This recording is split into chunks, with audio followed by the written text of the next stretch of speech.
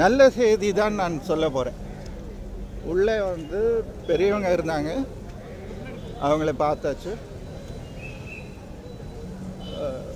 Senior ministers இருக்காங்க, அவங்கள பார்த்தாச்சு. நம்முடைய முதல்வர் அவர்கள்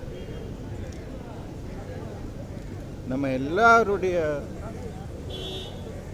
எல்லாருமே பக்தியை வச்சுருக்கோம் அவங்க மேலே. உடல்நிலை ரொம்ப நல்ல முன்னேற்றம் இருக்கு.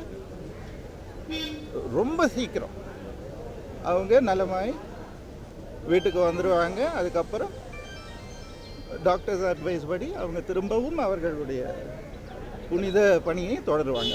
இதுதான் ஒரு விஷயம் நான் சொல்ல விரும்புகிறது. என்னென்னா, இந்த அனாவசியமான வதந்திகள் பரப்புகிறாங்கல்ல, அவங்க கிட்ட நான் சொல்ல வேண்டியது ஒரே ஒரு விஷயம். உங்களுக்கும் ஒரு தாய் இருக்காங்க, ஞாபகம் வச்சுக்கோங்க. உங்களுக்கும் சிஸ்டர்ஸ் இருக்காங்க, ஞாபகம் வச்சுக்கோங்க. வாய்க்கு வந்தது பேசாதீங்க. இது வந்து ஒரு மனித குணமே அல்ல. இப்படி ஒரு மாபெரும் லீடர் நமக்கு கிடைச்சது நம்ம செஞ்ச புண்ணியம், அதை ஞாபகம் வச்சுக்கோங்க. இது நம்ம நாட்டு மக்களுக்கு தேவை, நம்ம தமிழக மக்களுக்கு முக்கியமாக இது தேவை. அவங்க நல்லா இருக்கணும் 100 வருஷம். அதுதான் நம்மளுடைய பிரார்த்தனை. என்னை போலவே கோடிக்கணக்கான மக்களுடைய பிரார்த்தனை அதுதான். இது நடக்கும், நடந்துகிட்டு இருக்கு. அம்மா நல்லா இருக்காங்க.